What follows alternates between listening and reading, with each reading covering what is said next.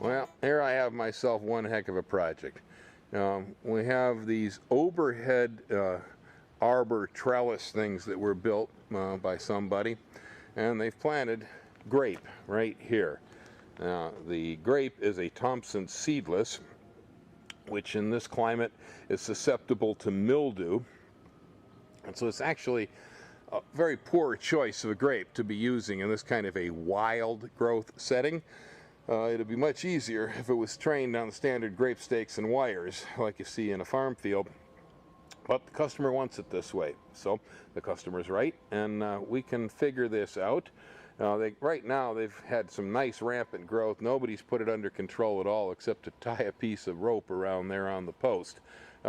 My plan is that the grape root is here. We will find two nice large stems that were produced, and I'm going to go ahead and remove everything else because I'm going to go ahead and train the stems up here along these 2x4s, one going this way down the trellis and one going that way down the trellis. That's the way I see it. That way we'll be able to get on a ladder every year and we'll be able to spur prune this thing right along the edges of the trellis without falling off, breaking our ankle, cracking our head, and dying for a bunch of silly grapes. All right, so the first thing I have to do is identify which pieces of wood are going to be good for this. All right, so I've gone in here and I've looked and I've decided that this stem right here and that other stem up there are going to be good stuff. What I've done is I've put a shoelace right here around those because we got a tangly mass of unbearable tangles over here, and that way I'll know what stem I want to save down to the root, because otherwise everything else that's growing on this coming off of here. All right, and so we're going to start taking things loose that don't have a shoelace on them and getting them out of my hair. Alrighty. So, well, you know, it's too bad they let it grow for quite a while.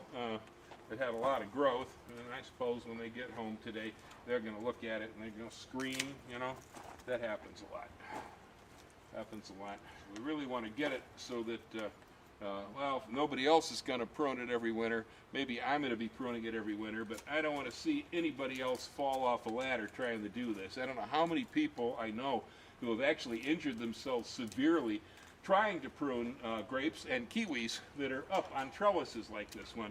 This is not the most fun way to do work. Now, if you're living in an urban setting and you have almost no space, but you want to grow some grapes and maybe get some shade over your table outside, this can be a way to do it, and it's probably worth the effort. But in this case, this is a very, very large lot. They have all kinds of room out here, and this could have been done any other way. They brought this idea with them from somewhere. They saw it and decided it was cute, but it isn't cute when you have to work with the plant, because grapes take pruning twice a year, every year. There's a summer pruning and there's a winter pruning. And when we put them into a situation where you have to be elevated like this and work under extreme circumstances to get them cut, ordinarily we'll end up getting hurt. It makes it a real pain. We probably won't get around to pruning them as often as we should. So here's my shoelace right here. I got that tied on the stem that I'm going to save, and then all other wood is going to come off these grapes. Get rid of all this stuff. Too bad. Actually, these grapes would be ready by now. They would have grown out their proper cordons, and we'd have the trunks developed, and we'd have spurs growing on them if somebody had put the work to it a while ago, rather than letting them run wild. But it didn't happen. So there ain't no crying over spilled grape juice, as they say. So we're here now, and we're going to get them into some kind of order form. All right, now this is starting to get critical over here. We got a heck of a big trunk right there. I can lop this off, but it starts to get awful close. Let's see here. There we go. Nice, nice. Okay, good. All right, we're done at the stump. We got it down to one single trunk here that comes up to the post and splits in two right here. Actually, it splits into 3. So now I got to start looking at this and go, all right, who's the good one? Who's the good one? Try to decide who's staying. All right, so following this one back to here, then this one in my hand is what I want to save. So I'm going to take this one off of here, get it out like that. There we go. Looking good. Okay, there we are. Now we are generally in a rough direction of where I want to be. So now I'm going to go ahead and I'm going to get myself some ties going here. Again, I'm using shoelaces. Like I said, I have a source for shoelaces, and they're actually pretty good tie stuff. I like them a lot. Let's see, I'm going to have to go around 2x4s, and so probably these cut in 2 will be good. Keep your pruning shears sharp enough and you won't need to take your knife out. Just like that. How about this one? Same thing. I can get myself some ties manufactured over here. There we go. Okay. Alright, now put away my shears. Get my ties over here in my pocket. Let's see. Make sure I haven't got anything else in there. There we go.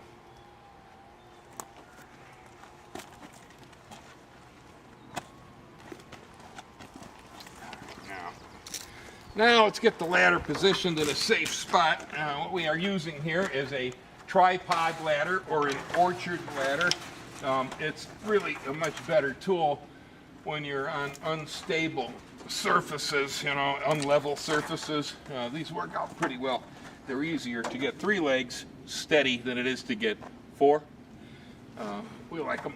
They work good in orchards.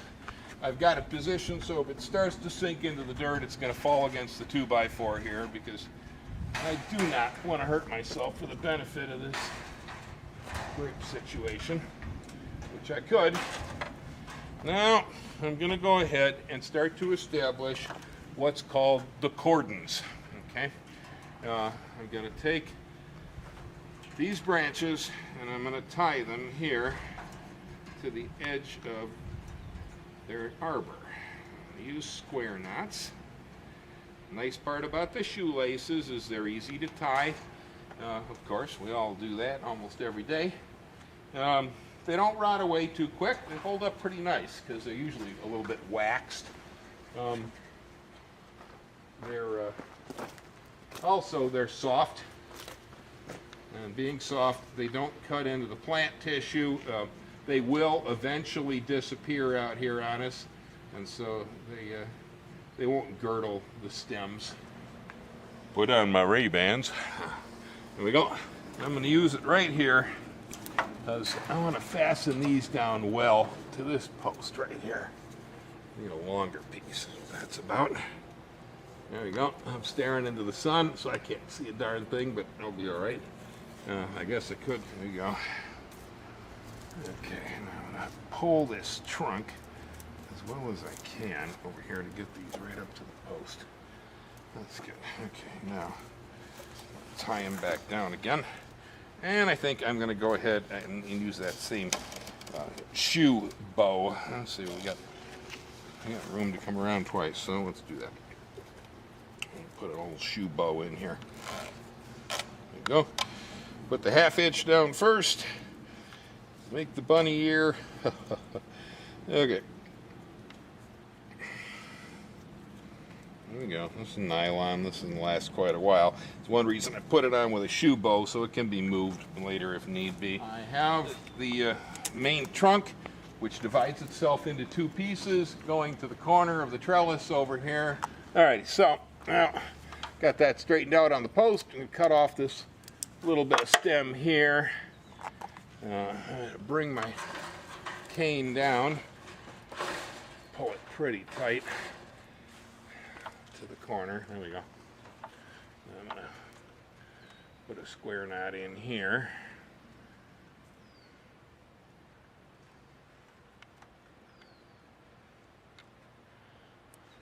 There we go. There's one. Now, I need one more. I'm so close to the edge over here that I'm starting to get a little scared. If I Let's see what I can do. Right here, get out a piece of twine. There we go.